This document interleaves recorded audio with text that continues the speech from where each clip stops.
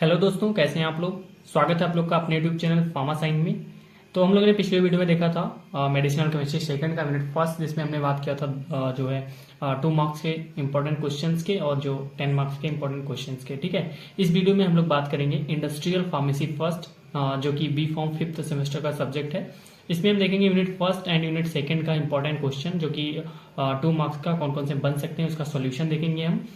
तो इसमें जो यूनिट फर्स्ट और दोनों का कंबाइन नोट्स बनाया गया है। इसमें इंपॉर्टेंट क्वेश्चन का सॉल्यूशन जो है यूनिट फर्स्ट से भी लिया गया है और यूनिट सेकंड से भी लिया गया है। ठीक है, तो सबसे पहले हम लोग देखते हैं यूनिट फर्स्ट का इंपॉर्टेंट क्वेश्चन कौन कौन से इसमें यूनिट फर्स्ट में दो नंबर के क्वेश्चन बन सकते हैं।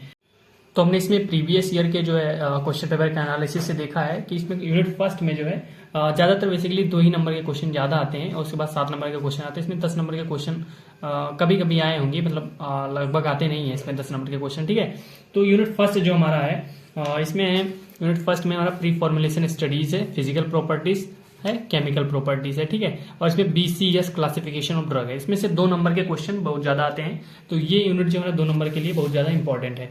तो इसमें पहला क्वेश्चन क्या बन सकता है, इंपॉर्टेंट क्वेश्चन का सोल्यूशन देखते हैं हम लोग। तो इसमें क्वेश्चन नंबर पहला है, name the types of drug as per BCS classification. ठीक है, तो इसमें हमें बताना है कि जो है कौन कौन से ड्रग के कितने टाइप्स होते हैं BCS क्लासिफिकेशन के आधार पे, उसके बेस पे। तो सबसे पहले हम लोग समझते हैं BCS क्या होता है। तो यहाँ पे BCS का मतलब होता है बायोफार्मास्यूटिकल या बायोफार्मास्यूटिक्स क्लासिफिकेशन सिस्टम। ठीक है, इसमें क्या होता है कि it includes according BCS drug substance are classified into 4 classes upon their solubility and permeability. इसमें किसके आधार पर बांटा गया है इसको, सॉल्युबिलिटी और परमिएबिलिटी के आधार पर ड्रग के इसको 4 भाग में 4 क्लास में बांटा गया है। तो इसमें हम एक चार्ट के माध्यम से देख सकते हैं इसको, जैसे कि इसमें होगा क्लास हो गया, सॉल्युबिलिटी हो गया, परमिएबिलिटी और इसका एग्जाम्पल हो गया। तो सबसे पहला था क्लास फर्स्ट में जो ड्रग आती है उसकी सॉल्युबिलिटी हाई होती है और परमिएबिलिटी भी हाई होती है। ठीक है, तो इसका एग्जाम्पल हो गया हमारा मेटाप्रोलोल। फिर आते हैं क्लास सेकंड में क्या होता है, उसकी सॉल्युबिलिटी लो होती है ड्रग की और उसकी परमिएबिलिटी हाई होती है। इसका एग्जाम्पल होगा हमारा एसिक्लोफिनेक हो गया। फिर क्लास थर्ड में आते हैं, क्लास थर्ड में क्या होता है कि इसकी सॉल्युबिलिटी हाई होती है और परमिएबिलिटी लो होती है। इसका एग्जाम्पल हमारा सिमेट्रिडीन हो गया। क्लास फोर्थ में क्या होता है कि सॉल्युबिलिटी लो होती है और परमिएबिलिटी लो होती है, दोनों लो होता है इसमें, और इसका एग्जाम्पल होगा बाइफेनाजोल हो गया। तो इसको हम कैसे याद कर सकते हैं कि class first second third fourth, ये तो आप ऐसे सीधे लिख सकते हैं। ठीक है, फिर इसमें सॉल्युबिलिटी और परमिएबिलिटी कैसे लिख सकते हैं, तो इसमें हम लिख सकते हैं solubility class first second third के बेस पे लिख सकते हैं हाई लो। ठीक है, और परमिएबिलिटी कैसे लिख सकते हैं, हाई लो। और इसका एग्जाम्पल कैसे याद कर सकते हैं, तो इसको हम याद करते हैं एम में सीबी शॉर्ट फॉर्म में याद कर लेते हैं। एम से हो गया मेटाप्रोलोल, ए से हो गया एसिक्लोफेनेक, सी से हो गया सिमेट्रिडीन एंड बी से हो गया बाइफेनाजोल। तो ये हमारा पहला क्वेश्चन यहाँ पे समाप्त होता है। यूनिट फर्स्ट का क्वेश्चन है, जिसमें हमने देखा कि इसमें कौन सा क्वेश्चन क्या था कि टाइप्स हमारे ड्रग BCS क्लासिफिकेशन के आधार पे हमको जो है ड्रग के टाइप्स बताने थे। ठीक है, तो हमारा पहला क्वेश्चन यहाँ पे समाप्त होता है। अगला क्वेश्चन देखते हैं कौन है। अगला क्वेश्चन इसमें है, what are the objective for study of physiochemical characteristics of the drug substances. ठीक है, तो इसका ऑब्जेक्टिव क्या होता है कि इसका ऑब्जेक्टिव जो फिजियोकेमिकल कैरेक्टराइजेशन हम पढ़ते हैं ड्रग का, उसका ऑब्जेक्टिव क्या होता है वही हमको इसमें लिखना है। 2 नंबर का क्वेश्चन है, तो इसमें हम लिख सकते हैं the objective of study of physiochemical characteristics is to study the physical property of the drug. जैसा कि इसमें फिजियोकेमिकल, ठीक है, तो इसमें जो शब्द को अगर हम तोड़ते हैं तो इसको फिजियो एंड केमिकल यानी फिजिकल एंड केमिकल, तो इसमें क्या लिख सकते हैं, पहला पॉइंट हम to study the physical property of the drug, मतलब उसकी फिजिकल प्रॉपर्टी की स्टडी करते हैं हम इसमें। To study the chemical property of the drug, तो केमिकल में क्या हो गया, जैसे हमारा हाइड्रोलिसिस हो गया, ऑक्सीडेशन हो गया, रिडक्शन हो गया, ये सब हमारा हो गया केमिकल प्रॉपर्टी। और फिजिकल प्रॉपर्टी में क्या हो सकता है, फिजिकल प्रॉपर्टी में हो सकता है क्रिस्टल अमोर्फस फॉर्म हो सकता है, पार्टिकल साइज हो सकता है, पार्टिकल शेप हो सकता है, फ्लो प्रॉपर्टी, सॉल्युबिलिटी, ये सब हमारा फिजिकल प्रॉपर्टी में हो सकता है। अगला ऑब्जेक्टिव क्या है, टू डिटरमाइन द काइनेटिक मतलब क्या होता है, movement of the drug in body.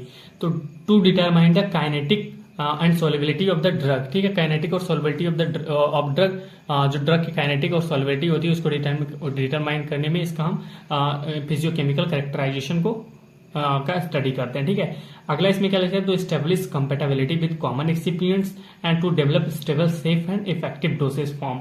तो इसमें क्या कौन से डेवलपमेंट में इसका हम यूज करते हैं, फिजियोकेमिकल कैरेक्टराइजेशन का, जो हम डोसेज फॉर्म बनाते हैं तो वो हमारा स्टेबल हो, सेफ हो और इफेक्टिव हो, इसलिए हम फिजियोकेमिकल कैरेक्टराइजेशन का हम स्टडी करते हैं। ठीक है, तो ये हमारा क्वेश्चन नंबर 2 भी यहाँ पे समाप्त होता है यूनिट फर्स्ट का, जो 2 नंबर का क्वेश्चन है। ठीक है, अगला क्वेश्चन देखते हैं क्या हो सकता है।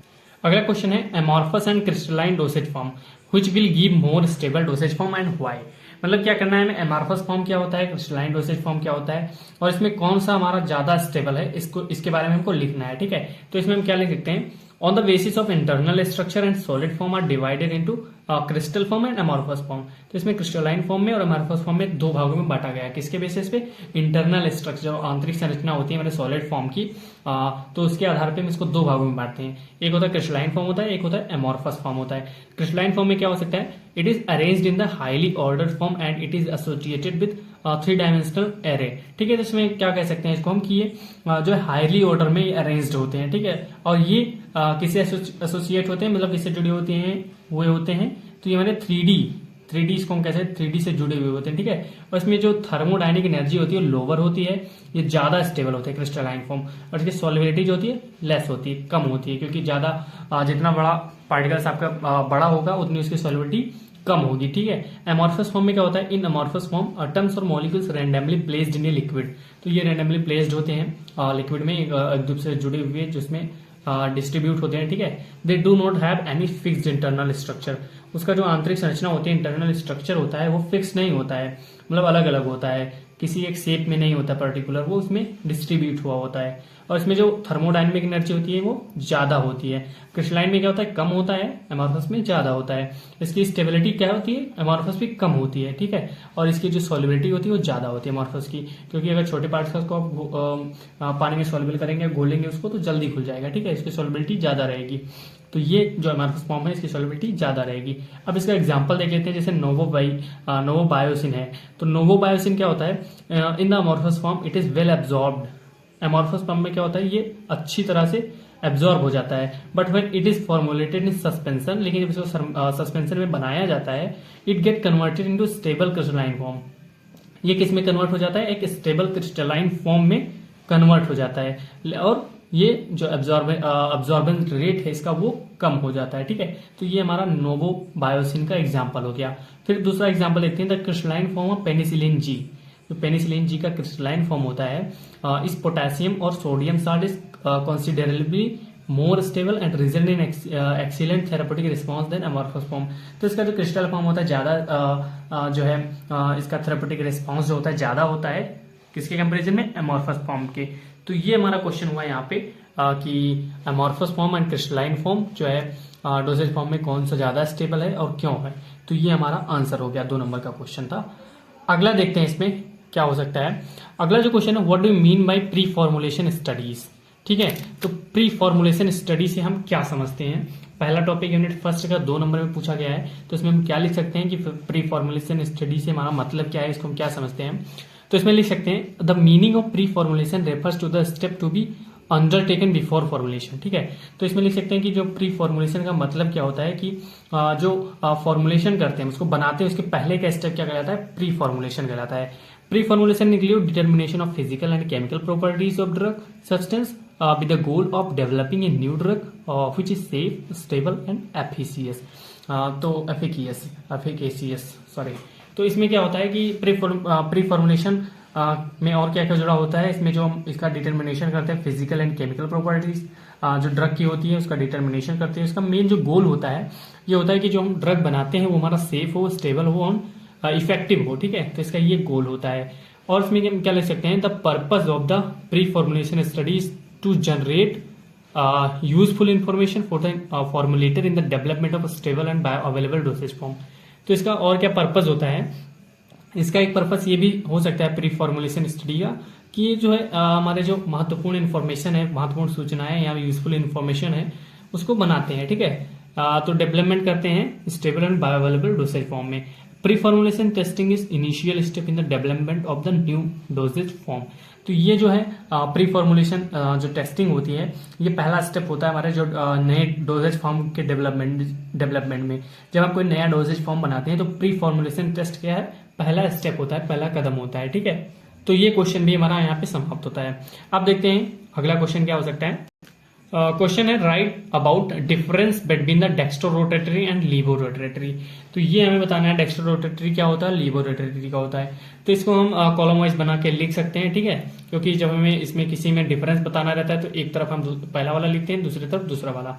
तो इसमें हम एक तरफ लिख देते हैं डेक्स्ट्रोरोटेटरी और एक तरफ लिख देते हैं लीवो रोटेटरी। फिर इसमें हम पहले हेडिंग डालते हैं डेफिनेशन। इसकी डेफिनेशन क्या होगी डेक्स्ट्रोरोटेटरी की और लीवो रोटेटरी की क्या डेफिनेशन होगी।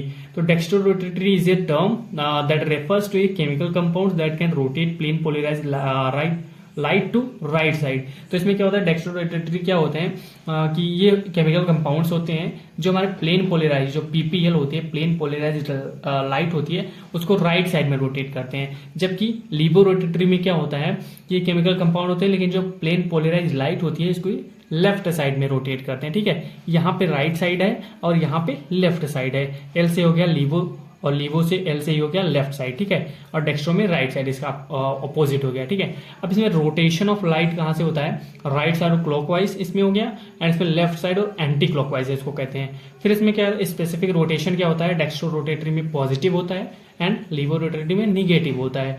और नोमेनक्लेचर क्या होता है, डेक्स्ट्रो रोटेटरी में नोमेनक्लेचर क्या होता है, यूज आइदर प्लस और प्रीफिक्स, ठीक है। इसमें प्लस के रूप में इसको हम डिनोट कर सकते हैं और इसको हम माइनस के रूप में डिनोट करते हैं, ठीक है। या इसको हम डी लिख सकते हैं, जैसे डी इसमें आता है लीवो सिट्राजिन को यल सिट्राजिन के नाम से आता है, ठीक है। तो इसमें प्रीफिक्स में क्या लिख सकते हैं, डी लिख सकते हैं, और इसमें क्या लिख सकते हैं, यल लिख सकते हैं। तो ये हमारा हो गया जो डेक्स्ट्रोरोटेटरी और लीवो रोटेटरी का एक बेसिक इसमें हो गया, हमारा डिफरेंस हो गया, ठीक है। तो ये हमारा कुछ इंपॉर्टेंट क्वेश्चन थे 2 नंबर के इसमें जो है मेडिसिनल के इंडस्ट्रियल फार्मेसी फर्स्ट में, जो कि बी फॉर्म 5th सेमेस्टर का सब्जेक्ट है। मिलते हैं नेक्स्ट वीडियो में जिसमें हम इसमें जो है लॉन्ग क्वेश्चंस कौन कौन से इंपॉर्टेंट हो सकते हैं उसका सॉल्यूशन हम लोग देखेंगे। चूंकि वीडियो बहुत लंबा हो रहा था जिसमें केवल शॉर्ट में खत्म करते हैं। अगले वीडियो में लोग जो है लॉन्ग क्वेश्चन को उसका सॉल्यूशन देखेंगे। धन्यवाद।